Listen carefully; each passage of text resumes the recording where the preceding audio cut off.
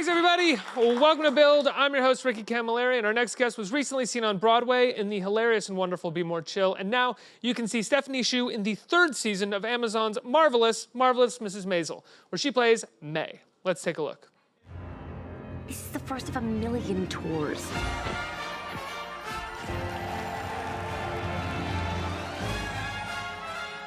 This is the big leagues, kid. Gotta start acting like professionals. Susie Meyerson, remember the face? Yes, sir. Susie Meyerson, remember the face. That guy doesn't work here. What? Hey, give me that bat. I met this perfectly marvelous girl in this perfectly wonderful place as I lifted a glass to the start of a marvelous year. I love you, Before you knew it, she called on the phone. Invite Little warning would have been nice. Go, go, go, go, go. I was no longer alone, but sat delighting. I am not a prostitute. I'm a comic. Is there a difference? Yes, prostitutes get paid more. Hilarious. You should go into comedy. I did. In truly remarkable scenes. From here we go to LA, Chicago, Miami. Style. How she dazzled my senses was truly no less than a crime. I love Vegas. I stepped up. I'm here. Oh, and I'm not? No, you're not. You're in Florida. Opening for Shy was theoretical before. Now it's not. I'm really nervous. You're gonna be great. You see the world. The audiences, when they're great, are really great. And you're not having to go to your grave not having done anything interesting. Is your girl gonna get good? She is gonna be a goddamn legend.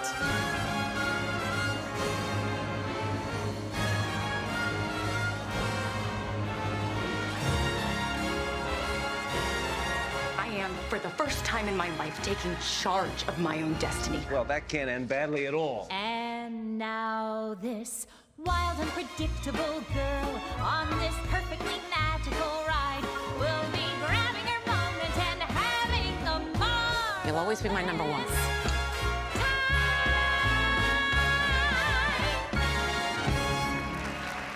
Everybody, please welcome the wonderful Stephanie Hsu. Let's hear it. Hello.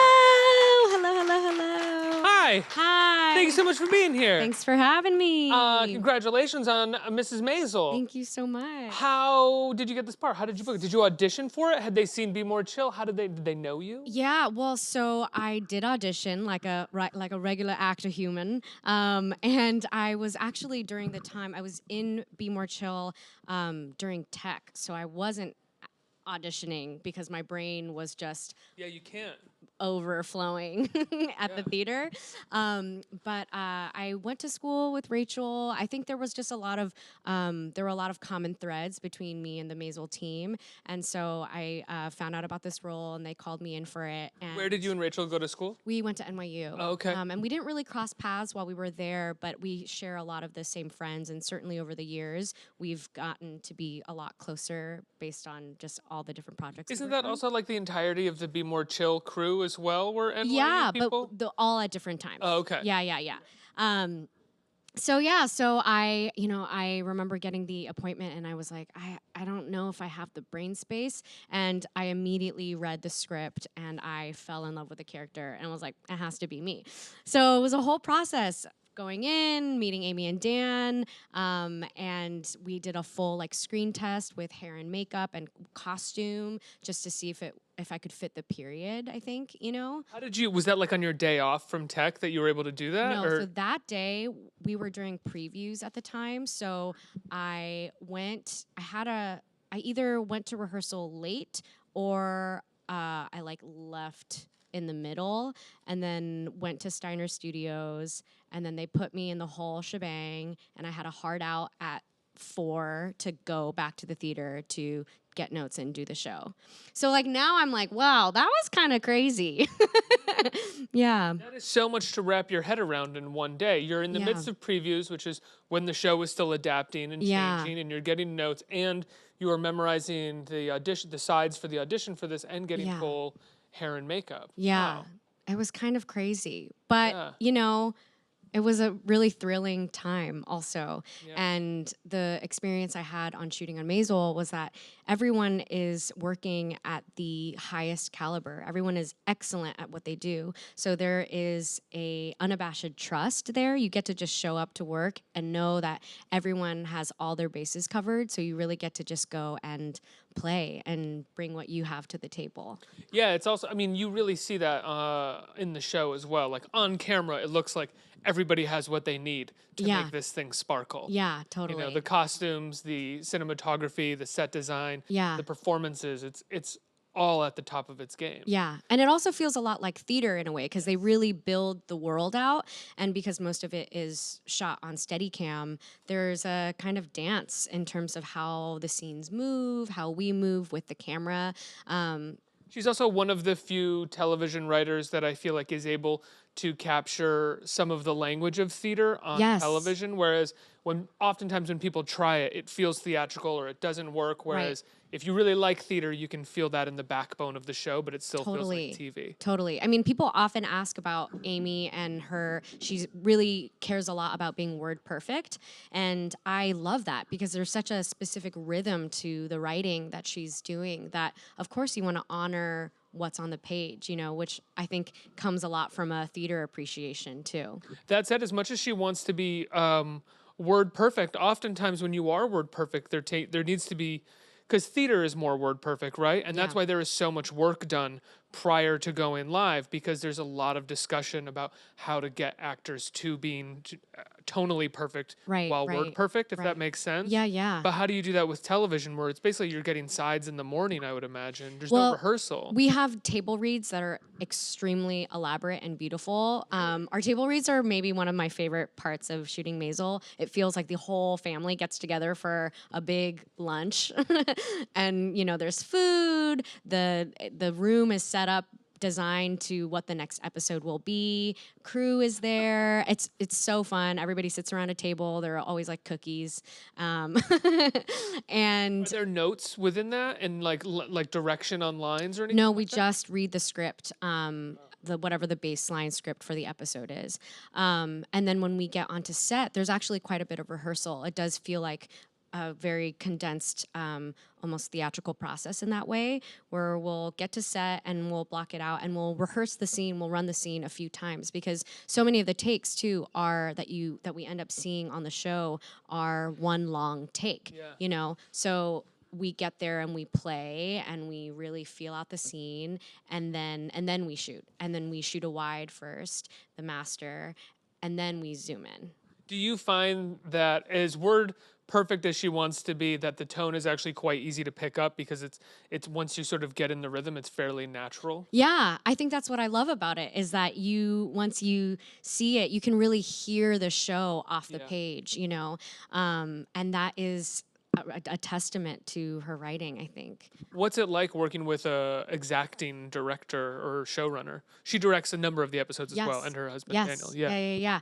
I love it. I mean, the show is just so deeply entrenched into her bones and her brain and her spirit that it feels kind of nice, because you know that there's a specific way that she wants to steer the ship, and it is the ship that we all want to be on. So it's nice when it's so close to home, because you know that her vision is so integral to the vision of the show as a whole.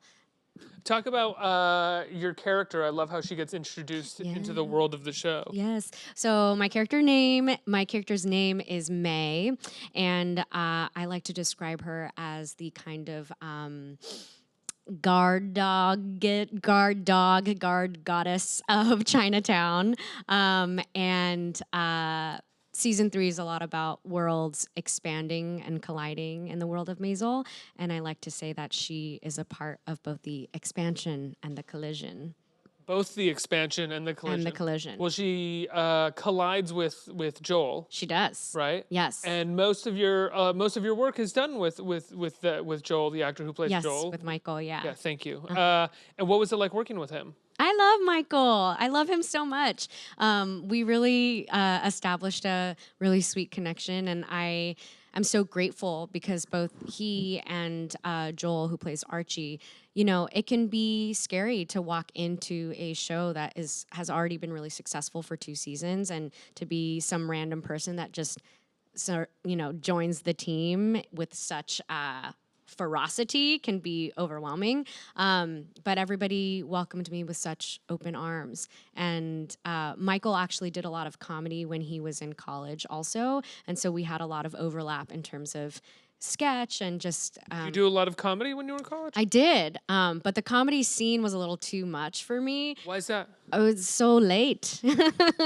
You start like You like to go to bed early. I just like to go to bed a little earlier than 4. But actually, it's crazy because so a lot of people that I did sketch and improv with in college are now all on SNL, and so I got to go for the first time on Saturday to support the friends, and yeah, it's late. Show starts at 11:30. I like that you got to you went to SNL and that your takeaway was like, it is a very late show. My friends are super cool and awesome, and also I cannot believe those hours. It's crazy. Were you able to stay awake for it? Yes, I was very present.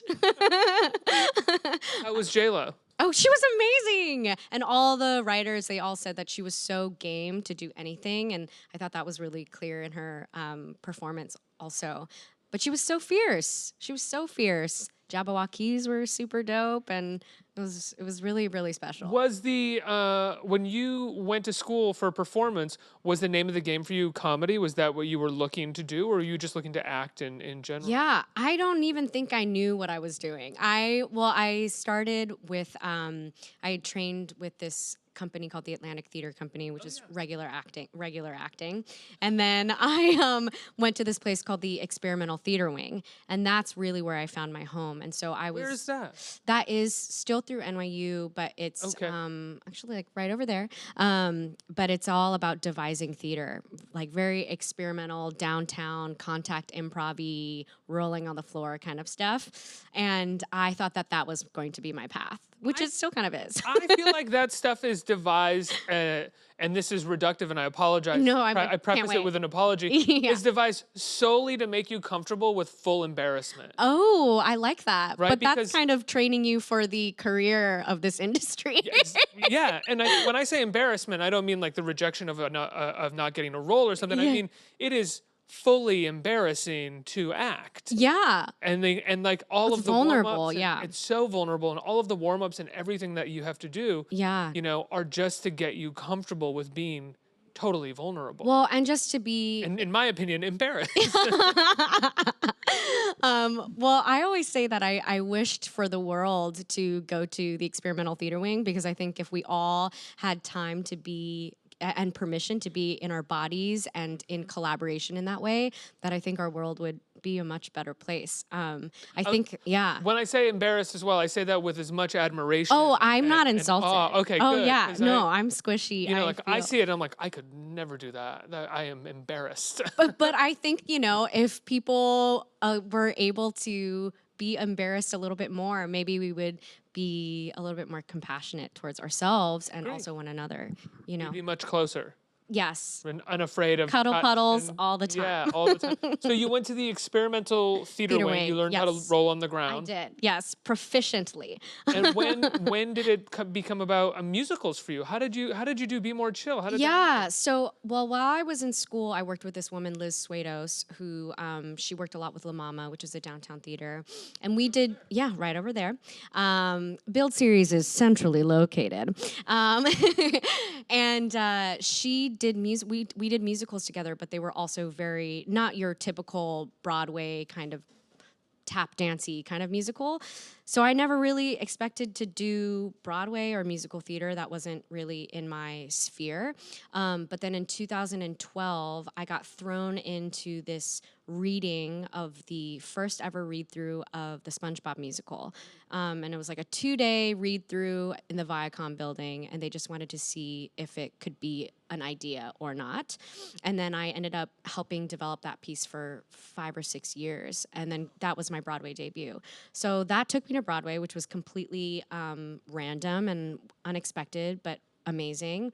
And the same thing kind of happened with Be More Chill. So this is kind of the idea of just sort of keeping yourself open to things as they happen. It wasn't necessarily your plan to be a Broadway actress. A Broadway. No, Broadway. a Broadway. But now I have done it twice, so Broadway. And Broadway is so wild because it is one of the most difficult things a person could do. You're doing 8 shows a week. You're working so hard. You do the show and then you do press on top of that. It's crazy. And I'm so grateful because it builds your stamina unlike anything else. You're also getting notes as well. I mean, probably not after the show opens, though I'd imagine sometimes you are. Yeah. But previews is like the most intense thing because you're doing 7-8 shows a week and you're getting notes almost after. Yeah, your previews are you rehearse during the day, you get new changes during the day, and then you implement them that evening for the show. And that lasts for a month. But you and love sometimes you do Maisel on top of that. I do love it. Yeah, of course. You know, it's thrilling. It's such a thrill. I mean, when I was growing up, I could not even, I think that's the thing is that when I was growing up, I just couldn't even imagine that the life that I'm living right now or the career that I have right now would even be possible for me. And so to be able to get to make art with people that I love and do work that I really believe in, that I think is actually good for the world is so dreamy, and I'm so humbled, and it's wild. I also read that you never thought that you would be speaking using Mandarin for your career as well. It was something that you spoke with your grandmother, right? With my mother. With your mother, excuse me. I mean, growing up, you know, I think I had a lot of when I was a kid, we did not have T-shirts that said it's an honor just to be Asian, you know? So I had to really go through my own journey of working through my own shame of being who I am. And that, you know, obviously has changed a lot in the last 5 or 6 years in Hollywood. But where did you grow up again? Outside of LA. Okay. But I remember being a kid and I was like, I'm an American. I'm an American. I'm an American. I'm an American. Yeah. And so when I was, you know, I was fluent in Mandarin and I was just like, no one's going to need this. No one's going to want me to speak this language. I was a boy when I was growing up. I was a little dude, a little bro dude. But yeah, I just thought that it was part of my own resistance to being Asian. I think it was part of my desire to do some deletion of self.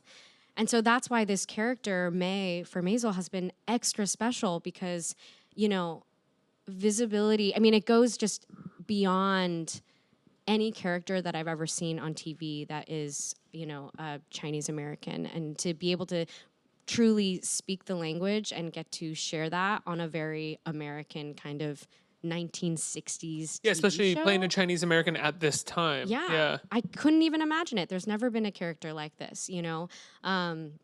So that's so cool. And I remember actually during one of my fittings, this person who made my dress, it's a traditional, I have lots of different dresses because I'm on this show. But one of the perks of being on the show. Well, they have really pretty clothes.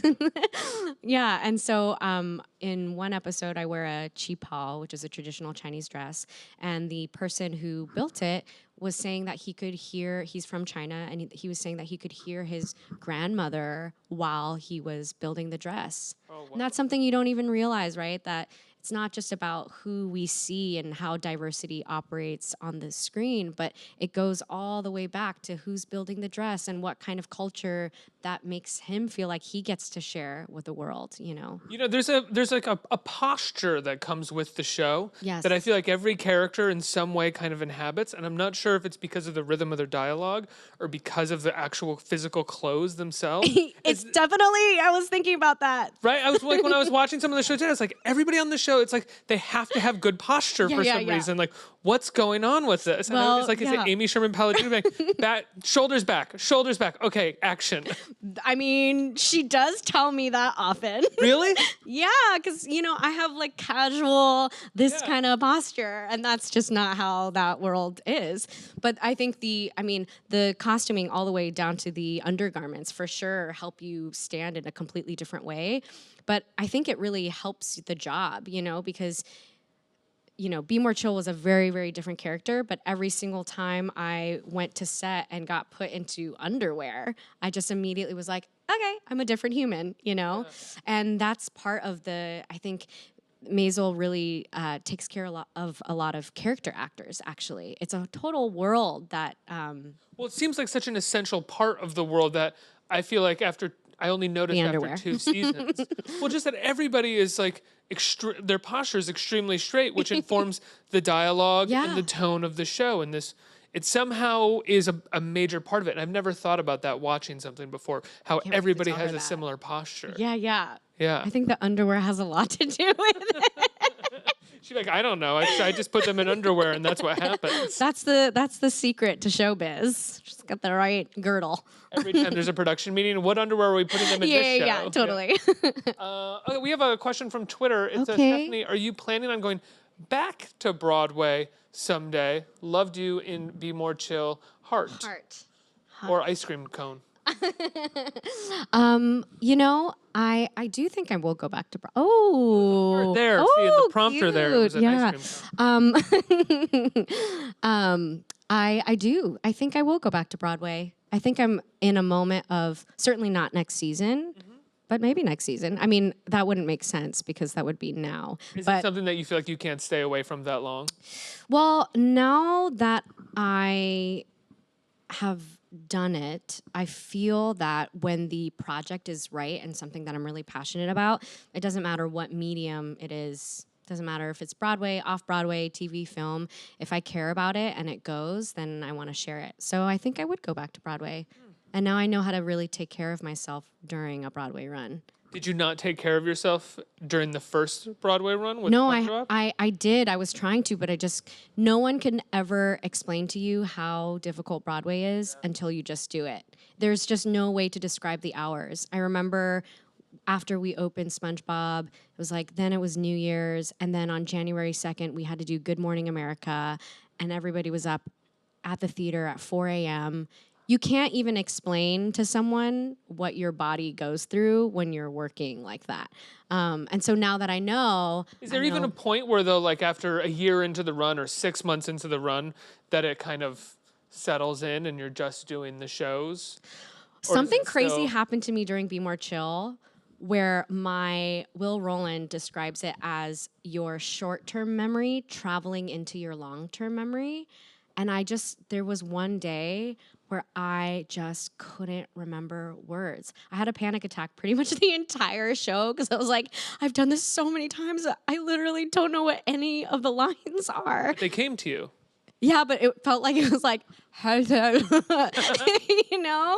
We're like, hi, I'm Christine Canagula. Like, I just felt that the words were just in some crazy, pool. It was wild. I could feel the synapses, literally, like I could feel the traveling of the short-term memory into the long-term memory. And there was just a little space where forgetfulness happened. And that was trippy. That's got to be one of those moments where you kind of forget a little bit about the preciousness of performance in a way. Because whenever we talk about acting, I think we always talk about it in a very precious way. Yeah. But oftentimes you can just be an actor on stage going line, line, line, line, line, line. Yeah. Got it. Line, like in your head. And the audience is going, as long as the lines are coming out, they're like, she's great. Well, what's so scary about musicals is that you have to sing them. Well, yes, that's a different thing. If I forget a line now while we're speaking, I can sort of, but when there's a tempo and a band, that's what really tripped me out. Did you drop any? I've dropped lines before, but that specific day, I think I just gurgled a line. I had a song called I Love Play Rehearsal, and it goes really, really fast. And I think that there was this one line that goes, I have mad, gigantic feelings, rad and frantic feelings about most everything. And she goes, I have mad, gigantic feelings, rad and frantic feelings. I think I just went, I have mad,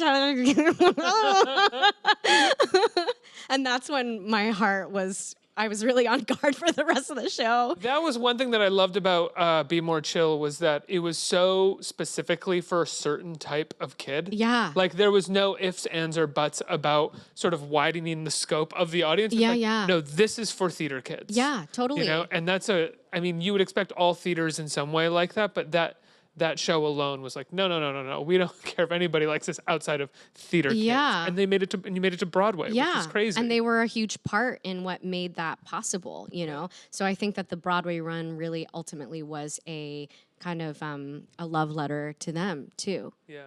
But, you know, art shouldn't exist in a vacuum, right? Agree. So there's a sharing and I think part of that experience was the fact that it was a viral sensation and that all these young people made it happen. So when you go to the theater and those people are so excited, that's part of the experience. Yeah. Yeah. A couple more questions? Yeah, sure. Hi. Hi. I was just wondering if you have any dream collaborators on screen or on stage. Ooh. Well, I just saw Honey Boy, so I'm really obsessed with Alma Harrell right now.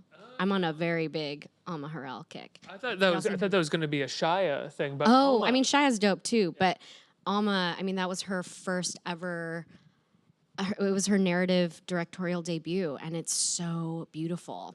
I just want to work with people who get it, you know, and really push boundaries, and she's on my mind, fresh on my mind these days. One more? Hello. Hi. I was wondering, you talked about it earlier. Did you take anything from set, clothing-wise, or are there anything that you... From Maisel? Yeah. No. I think they all go to museums. I think they just donated a bunch to the Met or something. I may not be getting that right, but there was a bunch of costumes that were donated. I wish. I mean, not that I don't know that I would rock that in my daily, but it's so beautiful. Yeah. Yeah. Stephanie, it's been a pleasure talking to you. Thank you so much for being here. Having me. Marvelous Mrs. Maisel is currently, season 3 is on Prime. It's on Amazon. Prime. You can go On watch Amazon. it right now. Stephanie Shu, everybody, let's hear it. Hello, bye.